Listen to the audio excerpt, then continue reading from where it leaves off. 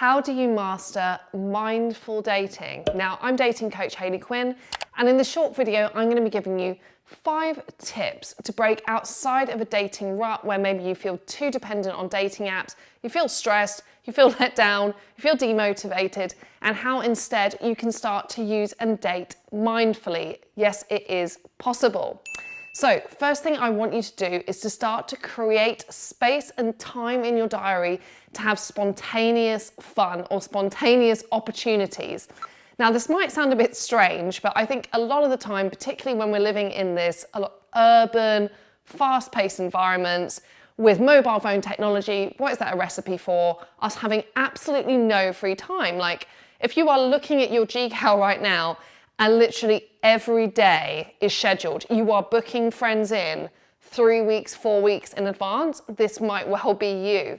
So if you are looking at your diary and there's no free time for anything, and basically all your time is soaked up between fulfilling commitments that are existing, doing hobbies and interests, of course your work, then, and you never really even give yourself time to like relax or breathe, it's going to be very hard for you to start to create space in your life for actually meeting someone amazing. So what I want you to start to do is, even if it's just one evening a week, I want you to carve it out, and I don't want you to plan anything. Woo-hoo. I know that sounds really strange. Why I don't want you to plan anything is I actually want you to have time and space to do things spontaneously. So that could be, say you've saved Wednesday evening, you can get to Wednesday afternoon then and you can look, okay, at maybe some events listings or some stuff that's going on nearby, or see what invitations you've got, and you can go, okay, what do I feel like doing tonight? This gives you an opportunity to start to shake up how you're actually spending your social time and your free time. So if you find that you're constantly going to the same hobbies or you're always meeting the same friends, a problem with that can be that you're not having enough mix up in your routine and schedule to actually have space to meet new people. So by saving this evening of spontaneous time, that can be a really good way to do it. Now, to use the words of, I think, Marie Kondo, if you're looking at those events listings or you're scrolling through your WhatsApp and no invitations or suggestions, or Google isn't providing you with anything that sparks joy in you, and there's nothing you really fancy doing, then it is also okay to have a night in by yourself. I, as a dating coach, actually would really recommend that you also carve out time so you can have a bit of self-reflection. Not to sound too much like a psycho killer movie here, but it could also be known as axe sharpening time, which is the idea, if you're going to cut down a tree, if you're going to address a challenge in your life, like dating, instead of just chopping away at that tree, you actually want to spend most of your time sharpening your axe. You want to spend most of the time reflecting on your strategy, thinking about what's worked for you, and giving yourself space to make the right judgments around dating. So because of this, create that window now midweek of spontaneous time, and that's really going to help you to be more open to opportunities. Second mindful dating principle is I'm also going to suggest you have some serious lo-fi time. This means no laptops, no computers, no screens, no phones. Now, this is a fantastic one actually to combine with the time that you're at home by yourself. Whether it's cooking a meal, maybe reading a book, making a vision board, whatever you like to do, doing that without your phone constantly being on and tempting you into scrolling, again, gives you a much better time to filter and process your thoughts. The other time it's really valuable just to keep your phone away is actually when you're out and about and you have the opportunity to maybe go out there and meet someone. I can tell you from working with men and women so extensively over the years that if you want somebody to approach you, if you have your headphones in, or even if you're just scrolling Instagram, people will read that as a sign that you are occupied doing something else and do not want to be disturbed. Of course, we all know the truth is that you're probably feeling bored, and that's just how we've been conditioned to spend our time. Instead, if you can be more mindful, not only are you going to be more aware of opportunities around you, but you will also look more approachable. So make sure you put that phone away. Thirdly, if you're using online dating or dating apps at the moment, I want you to limit your swipe time. Again, we can start to use online dating a bit like social media. It can just be scroll, scroll, scroll, swipe, swipe, swipe. And when you're doing that, you're not really present. Are you really making good judgments about the people's profiles you're looking at? Or are you using online dating as a distraction when you're bored, in a queue, lonely, tired, on your commute? So I want you to think about the frame of mind you're in when you're using those online dating apps. If your frame of mind and default way of using them is bored, hungover, over it, in a queue, then I would suggest that that's really going to colour and affect the experiences you have, whether it's how you choose, the people you choose to meet, but also how you feel about online dating and dating apps.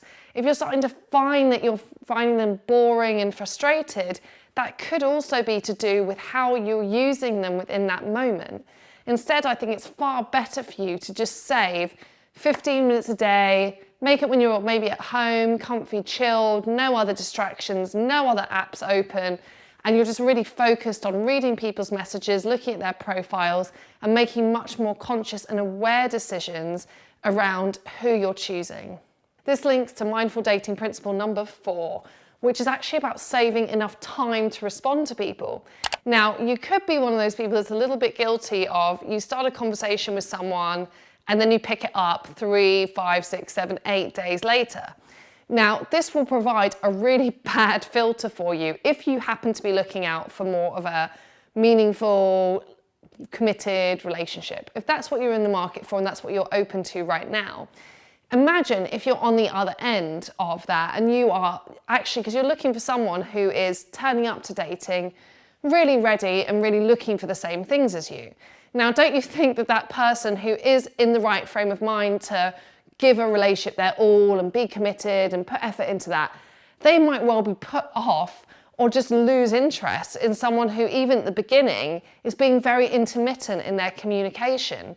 So if you want to have that relationship with someone, then make sure you're investing time at least every other day, if not every day, because unfortunately we live in the 2020s and people expect us to respond soon.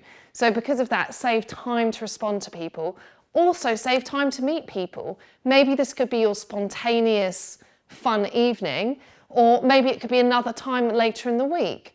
But if you're finding that you can't see someone this week and you have to see them in 2 or 3 weeks' time, that was probably a signal to you that you need to, if dating is important, you need to trim down some areas of your social life. Because one of the most important principles that I find when I'm coaching both men and women to meet people is the principle of momentum. The relationship at the beginning, you want it to be able to flow. And again, you'd be surprised, even if you feel like in the moment, I'd love to meet a person, if you fast forward 2 weeks from now, chances are that you'll both feel a bit sort of disheartened and disinterested.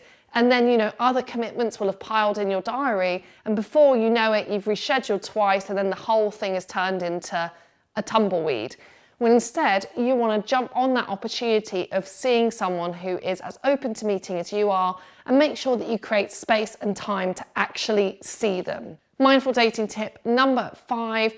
If you are not creating the time to see people because you're actually not feeling that enthusiastic about them, own up to that. It could be that instead you go, you know what, on reflection, after reading their messages again, looking at their profile, or, after thinking about that person I met in real life, actually, I'm just not feeling that excited about it. And you know what, I'm just gonna leave it there.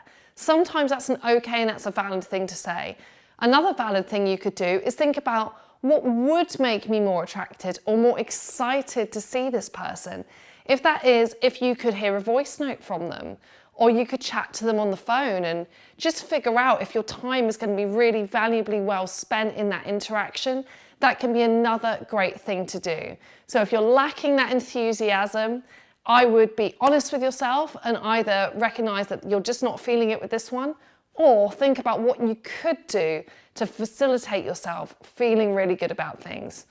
So if you're into this idea of getting excited about meeting people, I would also say that, of course, I've talked a lot about online dating in this video.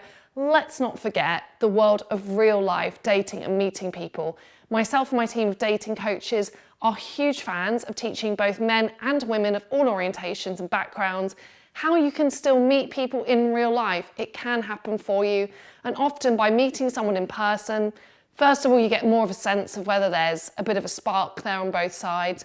And then both parties, because it's more unusual, just feel a bit more excited to meet one another. And that, in fact, can be such the kickstart you need to recognize a good opportunity when it's in front of you and to form those relationships. So if you're interested or curious about meeting people in real life, please check the links below. I'm going to put some of my live training events in there where we take you out to meet people in person. And if you're not quite ready for that yet, but you are interested in hearing more and maybe participating in my awesome community of men and women, you can join my newsletter below. You can also hit subscribe, you can comment, you can share, you can turn on notifications, do what you need. I hope you've enjoyed this video and I'll look forward to seeing you soon.